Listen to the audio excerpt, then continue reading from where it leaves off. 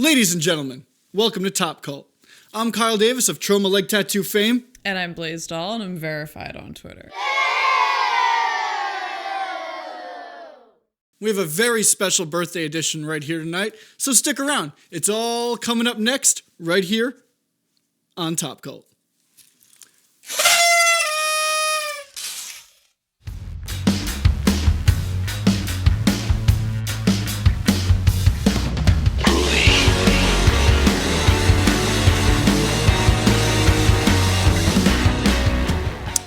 So, Blaise, I think it's about time we crack this open. Go right ahead. This very fitting shotgun shell of a bottle. Now, what we're drinking today is American Barrel's Kentucky Bourbon. We've yet to try this, but this was the most patriotic American bottle that we could find on such short notice. We looked for VFW whiskey specifically, Spoilers. And listen, Total Wine didn't have it, so it's not our fault. We tried. Yes, I think a little bit more will do. Oh, thank you. A little bit more will do you good. Thank you. A little bit more will do me good. Okay. Does me good. All right. That does me good. All right, it's got like hemp on it. It's cute. The bottom is a shotgun shell. I don't know if you can see that, but it says "Don't tread on me" somewhere also. Oof. It's got a giant snake as well. Folks, we just got canceled. So cheers, baby. Cheers. To you. To me. And to a very special man, one Joe Bagos, born 32 years ago on this fine day. Mm-hmm. And really the basis for our whole episode tonight. The entire one. The entire whole episode. Yeah. Because what we're doing is we're reviewing 2 new movies that came out from this fine birthday boy. The birthday boy. Birthday boy. VFW. VFW. And Bliss. And Bliss. Yes. Cheers. Cheers. In VFW, a group of mouthy and abrasive war veterans must hold down their sacred home when peace and a night at the titty bar are threatened by cold and heartless punk millennial drug lords. Our scrappy protagonist Lizard has stolen their special drug hype and taken refuge in the VFW. Now they will stop at nothing to take back what is theirs and send a message to anyone who stands in their path. VFW stars Stephen Lang, William Sadler, Fred Williamson, George Wendt, Sierra McCormick, and Travis Hammer. It is written by Max Brallier and Matthew McArdle, and is directed by Joe Bagos. So VFW, Yes. which is why we have this bottle right here. This wonderful shotgun shell of a bottle, yes. Yeah, totally on brand for this movie. Oh, I would say so. Super fucking enjoyable. Oh, the fucking pleasure from start to finish. Beyond enjoyable. Yes. So I want to start by talking about the world that they built. Mm-hmm. They set it up really briefly in that title card where it's like, in the year, Yeah. those. Like a wonderful little 80s homage, Yeah. yes. Between different horror movies, you have The Guest, which just kind of has that feel between the soundtrack and the score and the way everything's like shot. And then you have things like Stranger Things, which is... Right, that's the major mainstream one. Right, yes. but is actually set in the 80s, summer of 84. I mean, we have those... This feels like, to me, it's not so much a love letter to that time.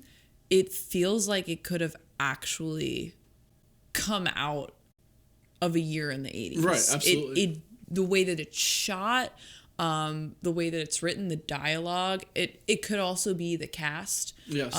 Jam-packed with just every single... Like, we've got Stephen Lang there, George Wendt, yeah. Yeah. Right. It feels like it's from that era. It doesn't feel like it's paying tribute to that era, which I found very refreshing because as much as I love the 80s, I love horror in the 80s. Some of my favorite horror has come out of the 80s.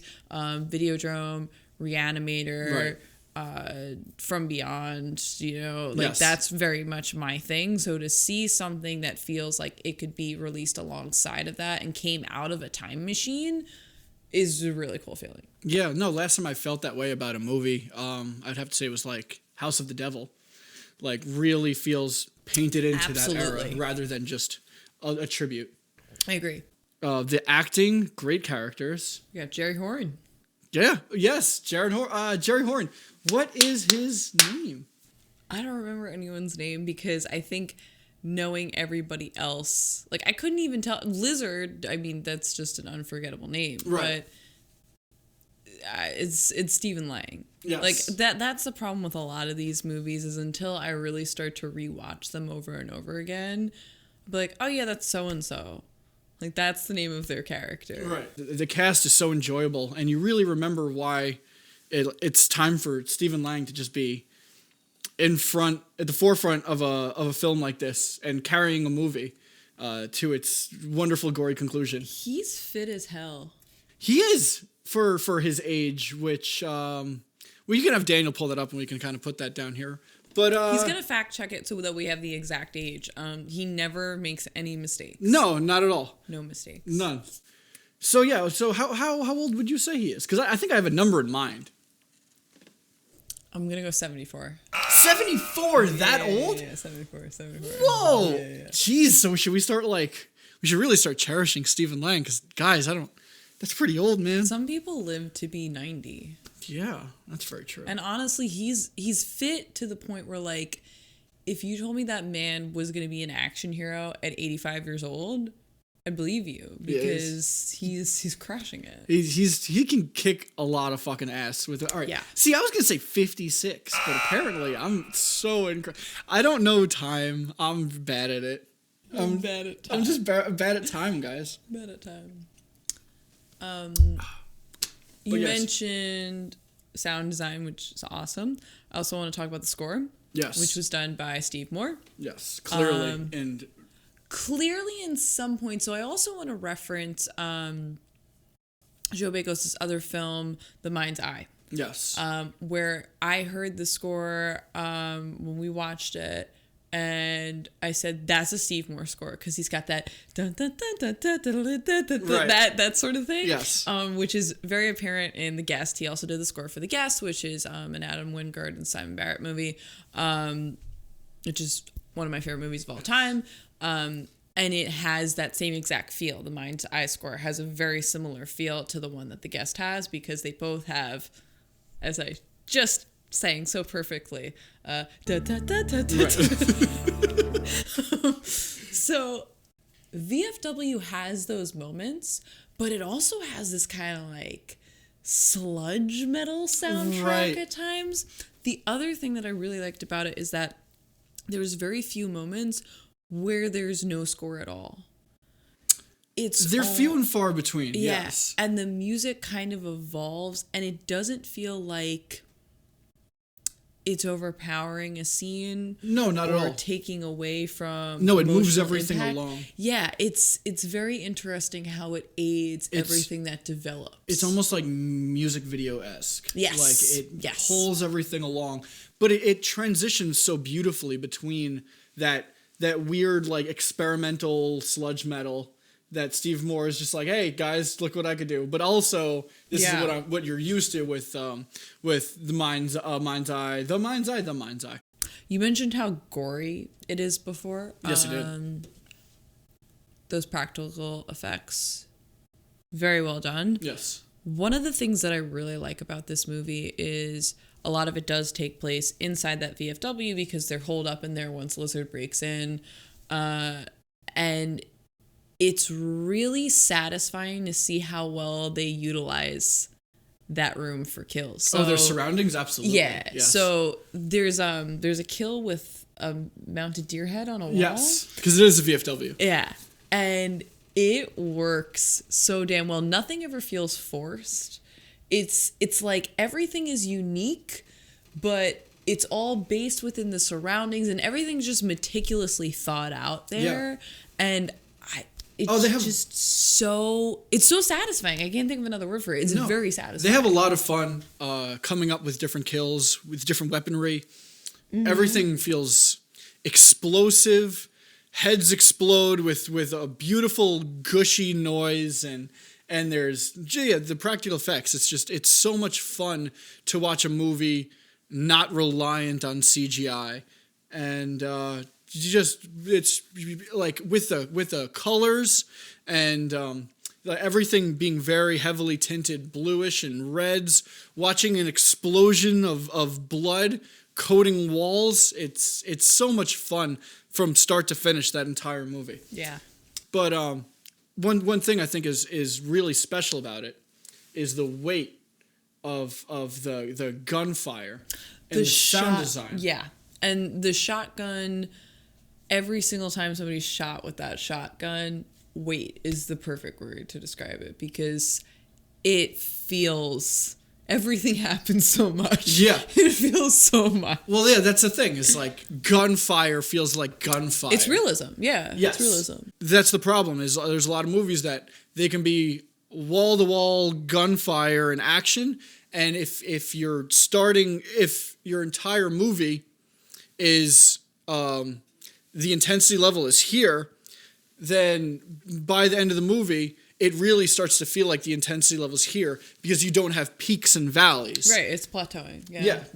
So without that, the constant gunfire feels less impactful, less weight involved. One of the things I really like about how they built this world is that they just kind of throw you into it, and they don't give you a ton of setup, which is also something that I kind of thought about The Mind's Eye. The pacing is real quick. It's like, here are these people who have these powers, and they're being taken by this guy, and he's the villain, and they don't give you a lot of time to sit with it, and I think it works. Well, yeah, that one, it's like, you seen Scanners? Okay, great, here we go. Right, Exactly. like, it's a sequel. Shut up. Like, Shut up. Right. Yeah. What are rights? We don't need rights. It's fucking Scanners too. Goodbye. Which, like, Fine. Love it. Love it. Thank you, birthday boy. Proceed. So they kind of, all right, fine. Cheers. Cheers, Joe Pagos. They give you that title card, and then you're just there. Yes. And I think it works really well. They don't waste a ton of time being like, well, like a Fury Road situation where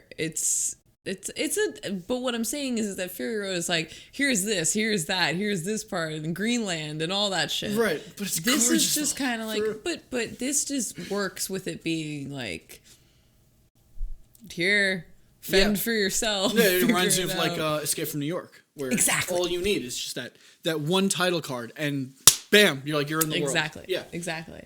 And it works really, really well. I and like that's on the director to visually build something that you now feel exists in a time and place. Yeah. And I think Joe Bagos does that perfectly. Yeah. In really every movie he's done.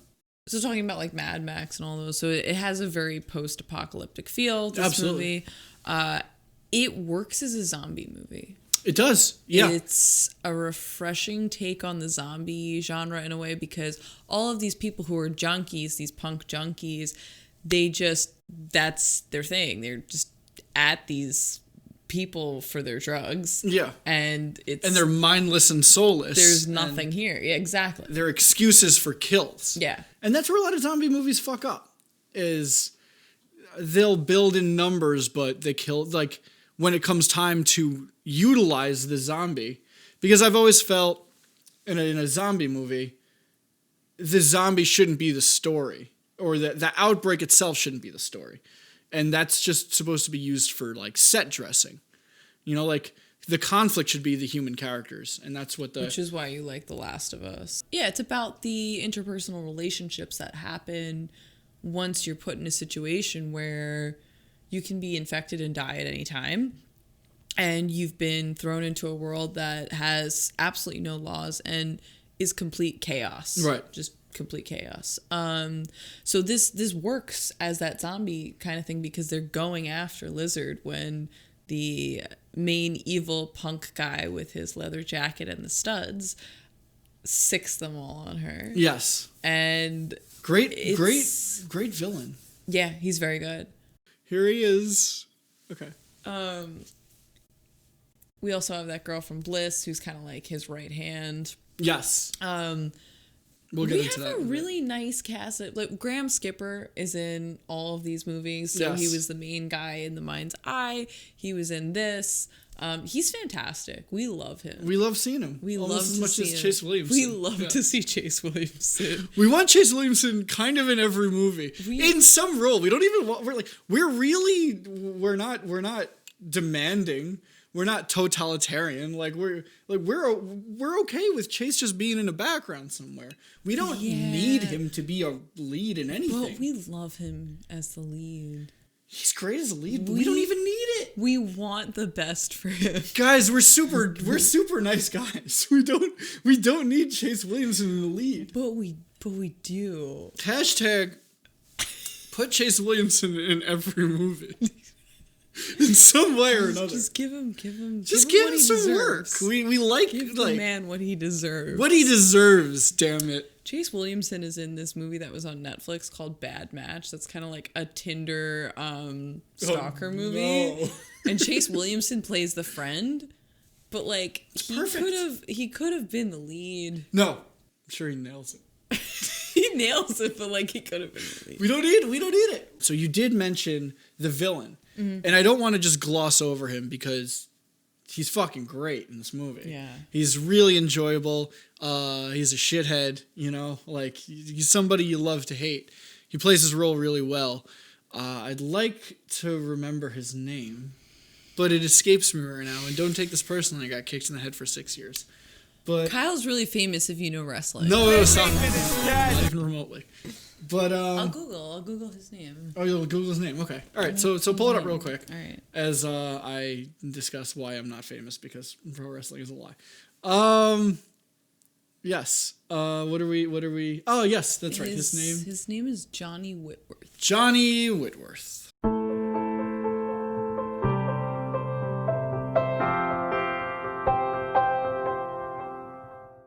Okay. Speaking of the cast, we also have that one guy who was the lawyer of the friend group. Yes. And he just reminded me of Chris Cuomo the entire time. Oh, fair. So I just kept thinking that Chris Cuomo was in that movie, and I referred to him only as Chris Cuomo while I was watching it. Yes. Yeah, he was a great character. The whole cast just does a fantastic job. That's the thing, is every character is uniquely their own character. There's something very important about this movie, and it's the fact that when we're talking about characters being themselves and really feeling unique to their persona, it reminds me that, yes, this is a movie produced by Cinestate and Dallas Saunier.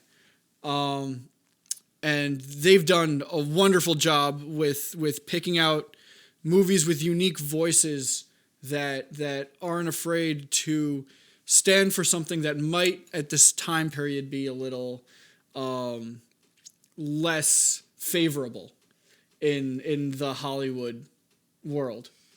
As Cinestate and Dallas Saunier, they've brought to you other incredible films with brilliant visions of people like S. Craig Zahler with Bone Tomahawk and Brawl in Cell Block 99 and Dragged Across Concrete, and other movies like Standoff at Sparrows Creek. Yeah. Like they continue to pick and choose movies that are really building them a brand, and I think that's really important. A24 does the same thing. Right. With movies that they choose, they're creating something that even does confuse people online about, A24 writes this movie, right? And if you go into like message boards, it doesn't make any sense at all. But that's where they are, is because they're so selective with the quality and the image and sound of the voices of the movies that they're picking. So shout out to Cinestate as well. Which is why A24 just dropped Slice. Didn't put a marketing behind it. Yeah, it's too bad that Slice got hit by a jihadi plane. It never made it to my eyeballs because of how fucking terrible that movie is. Shout out to me forgetting about Slice. forever. Good for you, baby. I hate that movie. Yeah, it's not good.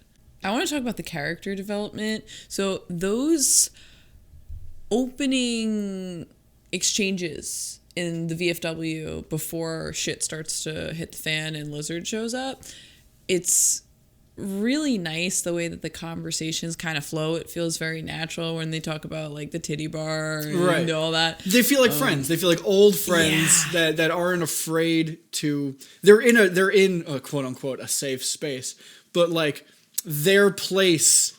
It's comfortable for them to speak their mind to each other. Yeah, they're not worried about sounding off or weird. They're very uniquely their own voice. I really like the dialogue in this movie. I think it flows really well. And then I like how the characters start to connect with one another. You have Fred Williamson and the younger soldier who start to connect. And then even like Stephen Lang when he connects with Lizard. It's really nice to see them evolve in this situation, and it feels natural for what they are pressed with and how much time has passed. I completely agree. It's just a really, for something that's really outrageous in terms of all of these zombie drug addicts and getting their heads split, just blood fucking everywhere. The distant future, the year 2000. Yeah. The distant future, the distant future. Yes. like all of that. It still feels really natural. I can't get over. It feels grounded completely. Yeah. You know what? You were talking about the dialogue for a second, and something else makes me think of like, or that movie, as natural and real as far as the characters feel. Mm-hmm. It makes there's still quippy lines, but the quippy lines and the fact that there is that character development make me think of one movie as you were saying that, and it's They Live. Yeah. There's a very obviously there's a very Carpenter feel to it, but like it's the obvious comparison. But it's there completely, and there's the heart in every line, and everything feels natural in that way, but also quippy and fun. Yeah, it's a perfect balance, really. Definitely. I really enjoy Joe's work.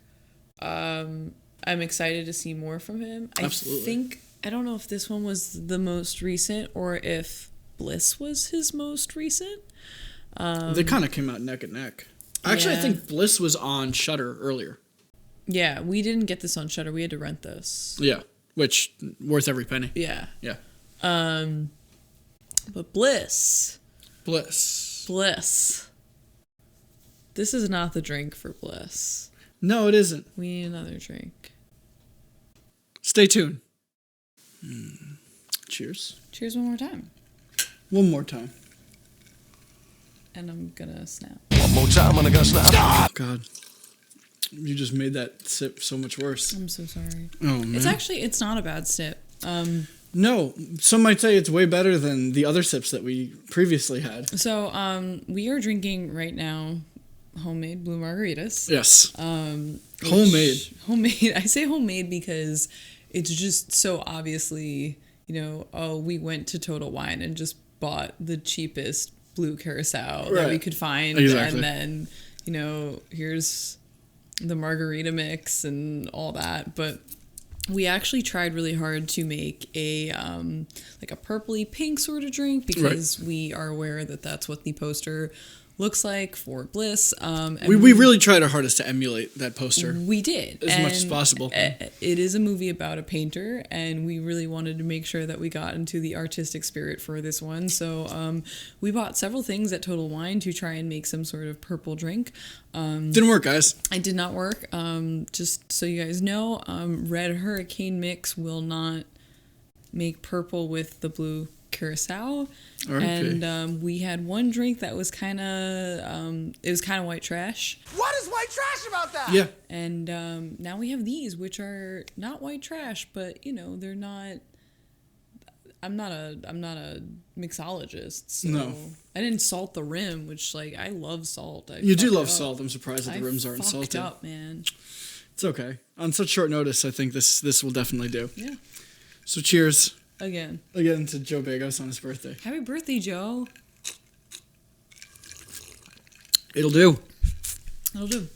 In Bliss, painter Desi Donahue is suffering from a serious creative block that threatens both her financial stability and reputation in the Los Angeles art scene.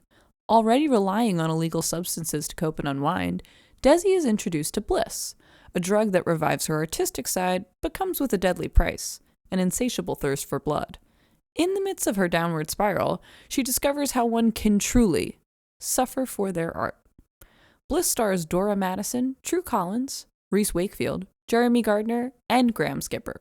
It is written and directed by Joe Begos. Bliss. Let's talk about Bliss. Yeah. Let's talk about Bliss. Yeah. Tell me. I really liked this. Yes. I had a lot of fun with it. It's when we watched this on Shudder, it gave us a seizure warning. Yeah, the movie starts with a seizure warning. Yeah. Yes. Definitely can see why, because it's very visual. It's very chaotic at times. And yeah, the party scene that she gets into where she's going from house party to bar and the lighting. And, the lighting in the bars and then the house parties, it can be kind of flashy and not what we have here. It's a little bit more low key. A tiny bit. Yeah. Surprisingly for Joe. Right. Yes. But yeah, it's got a really cool energy to it. Absolutely. And again, a Steve Moore score, but this one is not a score where I'm like, oh, Steve Moore wrote that. No. It was definitely when you saw the opening titles and you saw the way people were dressed, I kind of recalled The Ranger, which is also on Shudder, and it's a fun little movie. Yeah. But I really liked it. Bliss, absolutely. Yeah. Yeah, it's a slow burn. I like that this one's actually written by Joe Begos. VFW is not. No. But both are directed by this fine birthday boy, and this one this one's written by him, and I think it's really well crafted as far as a movie that you really don't know what it is until like halfway through, when spoilers in like 5, 4, like let people run for the hills or pause it. No. All right, fine. Fuck it. It's a vampire movie. Yeah. You guys happy? There you go. Yeah. A vampire movie disguised as like a Black Swan-esque an artist suffering and putting themselves through immeasurable pain to achieve greatness. Right. And I'm sure if I sat down and thought about it, there are several other movies along that same vein that I can also reference. Right. But yeah, really the only thing comes to mind right now is Black Swan. Definitely an exploration into mental illness and drug addiction, Yes. and then creative block. Yes. So a lot of in this movie also, much like VFW, you now have a world playing with a whole new creative drug, where that was hype in VFW. This is Bliss. Yeah. Yes, and Bliss makes you go fucking insane, and or possibly turn into a vampire. Yeah. Yes, and our boy Graham Skipper, the drug pusher in this movie. God fucking damn it, Graham. How could you? I think he also produced this one. Oh, that's nice. Which Daniel will fact check that for us. Yeah, he will. We wouldn't say anything if we didn't know for sure. No, of course not. No. Daniel fact checks. Yeah. We said before in our VFW review, because Graham makes an appearance in VFW. Yes. He's the star of The Mind's Eye, so it's cool to see that. I always like when a director has their own cast of characters that they kind of pull from. Yes, I agree. Especially in projects. Much like S. Craig Zeller with Vince Vaughn and proceed. Well, what I was going to actually talk about, I roll my eyes because Kyle is obsessed with. Kind of just a little bit obsessed, guys. And it's not that I don't like that man's work and think that he's not insanely talented, because I do. Brilliant. But I hear about this all the time, and I joke that he would definitely leave me for S. Craig Zeller. It's not true. So that's just where that comes from. But yeah, I like it when it's also these lower budget indie horror projects where they kind of create a scene of sorts. You know, like you got somebody like Ryan Murphy who pulls the same people for American Horror Story every year, but that's different because these are all huge stars who are on cable television on a major network. So to see these people kind of create some sort of community and support each other and pop up in each other's work and work together a lot is really cool. Yeah, definitely. I like that camaraderie in film. It kind of like reminds me how horrible of a time some people have directing movies, and then like it makes sense that when they find a group of people that everybody is like in sync and gets along and is on the same wavelength, that you would want to stay with those people for, you know, like for all future releases and returns to behind the camera. So yeah, I like that a lot. So the main girl in this, her name is Desi Donahue. That's the character's name. Dora Madison is who plays her. She really shines. She does a really good job. She plays... You almost like don't like her at times, especially in the beginning. And then when she starts getting really... just totally high and whacked out of her mind. She has these conversations in the house party about clients or people that she's working for and how shitty they are to her. And you can just tell that she's one of those people who just goes off and is like, all right, well, you know, fuck you. I didn't want this anyway. Right. But she does that she so self-sabotages. Well. Yeah. Yes. She definitely self-sabotages, and she does it so well. And then when she goes down her breakdown route where she's craving blood and destroying people. Craving blood. Why didn't we kink shame Lou Reed? Hashtag kink shame Lou Reed. Hashtag don't kink shame the dead. Yeah. When she gets into that, she really amps up the intensity and she does a really great job.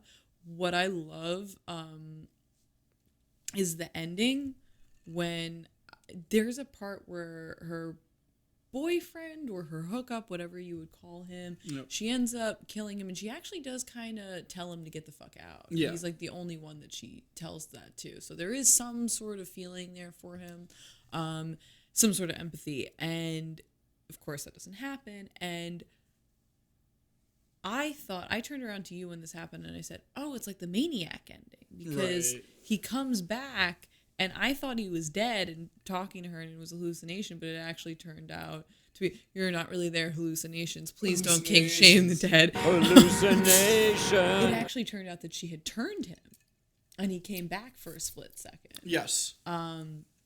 But again, like, she starts seeing everybody towards the end, and that's when she finally completes her painting, and which is what she's been working towards the entire movie, and she's had this terrible creative block. Yes. So yeah, it's cool. The last time I saw a really cool painting horror movie was The Devil's Candy. Oh yes. So it was cool to see that kind of theme pop up again. Definitely that Dorian Gray-esque theme, yeah. But modernized and very graphic and colorful, and still gory. Oh, very gory, yes. Yeah, both movies bring the gore in spectacular fashion. Yeah. When she's at Graham Skipper, the drug pusher's house, and she kind of like rips through that whole slew of old men who are playing cards or whatever it is there. That's a really good scene. Yeah, and George Wendt is in there also. Yes. Which was a lot of fun. I feel like there was some kind of give or take deal where if Joe Begos was going to direct both, they would use George Wendt for both. Fine with it. Yeah. As far as a character study, I thought her character was fascinating because right off the bat, you're kind of like, you were told what kind of person she is with how she handled her, how upset she is that she's being fired, but she's given nothing. Clearly, there's a reason she's being fired, and and she's somebody that is blaming, like she's an ex-addict, or well, not for long, right? Who's blaming everybody else for for her problems, and she's very, I don't want to say annoying. There's got to be a better word for it, but grating, definitely grating and aggravating. But like, she plays that character really well. And going back to VFW and bouncing back and forth between that and Bliss, she seems very comfortable in the role.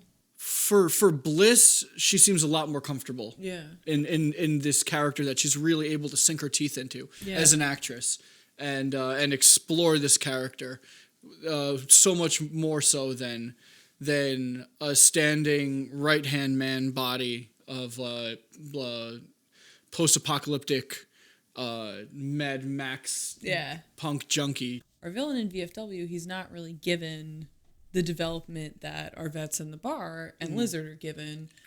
Him and all of his henchmen are just kind of there to be leather jackets. Right. Which is cool. There's nothing wrong with that. And have threatening lines. Yeah. And so that's the same thing. Like when she's his right-hand person there, she's there to just deliver the camp. I can't remember any of the lines that she actually delivers in VFW, but I know that there's one moment where she's fighting one of the guys and she says something, and then of course they take her out. But there's nothing for her to really work with the way that there is in Bliss, where it's this range of emotions from, just kind of like defeated, and then there's guilt, and then there's guilt. There's grief. There's desperation when she doesn't know what's happening to her, and she's constantly calling her friend who won't return her calls. Right. And then just denial on how she's acting and where her art is really coming from. Right. Yeah, it's a very well-ranged character. Definitely a lot to explore. Yeah. And she does it really well. Yeah, it made what you just said reminded me of when we were watching it and you turned around and said to me something along the lines of like, which is a point that this movie I think makes, is it really somebody's art if they're under the influence of something? Right, if they're not able to create it when they're sober. Right, without the help of something else. Yeah. Yeah. And there's no real definitive answer either which way, and that's just really a very that's a largely non-black and white topic. There's a lot of arguments to make either way. Yes. I wanted to go back to that thing in VFW because I feel like that's kind of important. And I feel like it's like the secret nugget to creating interesting villains. And that's the only reason why I would bring it up now in this new movie that we're discussing.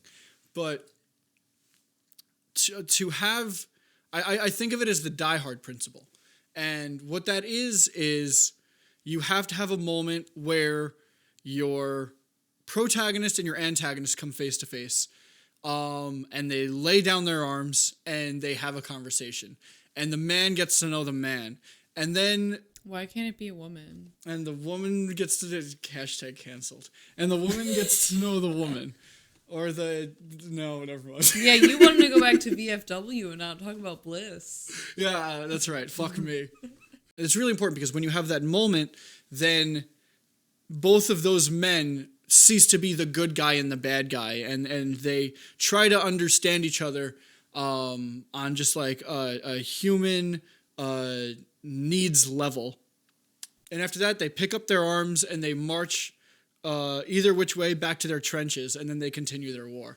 And that scene is always fascinating, and that makes an action movie something special, and that gives a moment to your action in your horror movies to have a moment where the hero gets to know the villain and the villain gets to know the hero. Yeah. VFW does it really well. Yeah. It reminds me of when I was a teenager and I went to go see the second Twilight movie in theaters, and there was this man sitting behind me, and I can't remember, I think it was the same thing, like maybe they were both, it was like the Team Edward, Team Jacob thing. Maybe it was the third Twilight movie. I don't know. Okay. But like two characters with a conflict were facing each other. And this man sitting behind me went face to face. That's the best respect you can get. Oh God. And that's what it is. It's about that man sitting behind me at the Twilight screening. Thank you. Thank you, man. Face to face. It's called the face to face. That's what you get principle. Yeah. Yes. It reminds me of The Patriot when Mel when Mel Gibson is approached by Jason Isaacs, and they have a conversation. Isaacs is good. He's amazing. Yeah. He's fucking great, Yeah, and we he's a love really him. good villain in that movie. He's a really good villain in general. Shout out to The Patriot. I don't think she agrees with me, but I kind of love Mel Gibson. I haven't seen The Patriot since. Kill me before the war is over, will you? I've seen The Patriot since 7th grade English class. My English teacher made us watch it after we read some Revolutionary War book, and yeah, I just haven't seen it since then. And I'm sure it's great, but I don't care. I had it on VHS, and I watched it every day. All right, fine. I'll buy you a "Don't Tread on Me" flag since We already have the bottle. So but I'll yeah, sign you up for the draft. all right, sure, Oh, okay. whatever. All right, so where were we? Back to Bliss. Signing up for the draft. Signing up for the draft. I'm going to the war, guys. Hey, if Pauly Shore can do it, I got this. Okay, true. Yeah. True. Don't do that. I'm not signing myself up. Yeah, but back to Bliss. As the story progresses, it becomes a visual and hallucinatory descent into madness, and with each body being mutilated and ripped apart, and each time she wakes up, where you're not quite sure who's actually dead and who's not. It all builds towards a fun and gory little conclusion there. Yeah, And yeah, I would say this was a lot of fun. it's very solid. Loved both. Thank you, birthday boy Joe Bagos. Now I think it's time to compare and contrast as far as Bliss and VFW go. They're very different movies to me. Yes. I mean, they both have the Joe touch. Oh, for sure. Joe's touch. Joe's touch. Yes. Rated PG-13. Joe's about to find out. Yeah, they both have that, and I think it's like boys. It's okay. We've already been canceled this episode. It's fine. So the lighting is similar in certain aspects because it has that vivid. Kyle always jokes that I love colors. Well, yeah, I love neon. You make me buy hot chocolate with unicorn marshmallows in it.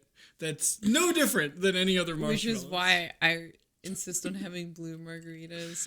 Yes. So anytime there's a movie with neon lights, it's not just movies. it isn't, but specifically if we're going to talk about Yes. VFW and Bliss here, it has that. So I just where's I need Adam Sandler and Uncut Gems going. Holy shit, I'm gonna come. Right. Like that's what that is. That's her anytime she sees neon. But yeah, so that's similar. It's similar in that they both have Steve Moore scores, but they don't really. But they're still different. They're still different Steve Moore scores. Yeah, that's what I'm saying. Yes. Yeah, they're different Steve Moore scores. I think that they're two very different movies, even though they have like little aspects like they're both gory. Yeah. But one of them is gory is an understatement. Yeah, one of them is a character gory. Study for one person. Yes. Really, when you think about it. Right. And feels more low budget too. Like they got more definitely. Out of less. Definitely. And VFW is just completely different tonal wise. It's Absolutely. Got a whole it's an ensemble cast. Yes. And it's that, all right, team, we're going to go and do this. And she has none of that. She's running around looking for that, and nobody wants to be bothered with her. Right. Her friend Courtney just fucks off after she turns. Courtney Love? Yeah. She fucks off after she turns, and then when she goes back to the drug dealer, he's trying to help her, but he's not necessarily her best friend. No. And even he's still pretty, he tries to be a nice guy. Yeah. Even the dude that she's with, like her boyfriend, dude. Yeah. He's not She's the just most supportive boyfriend in the world. No, but she's also just generally not very good to anybody in her life at all. Let this be a lesson to you. Yeah. I agree. All of you motherfuckers. But yes, yeah, I remember I think I said to you in the middle of while we were watching Bliss is that she's wonderfully aggravating in her role. And that's something that there's the meat and potatoes of a role that you can really sink your teeth into. And those are always most fascinating to me. I agree. Is a very human character in a very non-realistic situation is always very fun. Yeah, this one definitely doesn't have what we've talked about, the realism that's in VFW. Obviously, Gore aside, right? But like the shotgun has weight to it, and there's still like the conversations between people feel real. The conversations between people in this feel real in Bliss, but it's definitely, it feels, what's the word that I'm looking for? It feels more left field than that, I guess. Yeah, it's a hard left. Yeah. Yeah, for sure. So Bliss! That's our review. Now Blaise Dahl. That's me. Let's start with VFW. How many Mr. Tusks out of 10? Out of 10? Out of 10 Mr. Out of 10 Tusks. Mr. Tusks. Okay. And a Gila point on the side. For VFW. For VFW. Start with VFW. 7.75. 7.75 Mr. Tusks out of 10. Mm-hmm. And Bliss. 7.75 Mr. Tusks out of 10. For different reasons. Same. Interesting. For different reasons. Interesting. That's me. Somebody's going to say, like, she couldn't review. And there's going to be one day where I just snap. And I'm like, yo, it's a fucking 1. Yeah, it's going to happen. VFW, 8.6 Mr. Tusks out of 10. Okay. Bliss.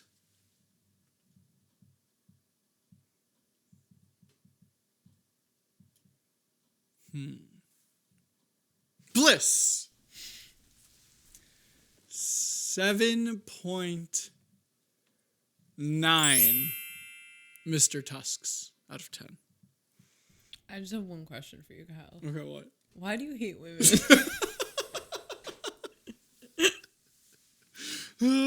Canceled 3 times. Shit. I think this pretty much sums it up. Like, that's covered all the ground that we need to cover. I think so. Yeah. It's been another great episode, and thank you so much for joining us. Sorry, this is really unprofessional. Just put it away. Daniel, are you kidding me?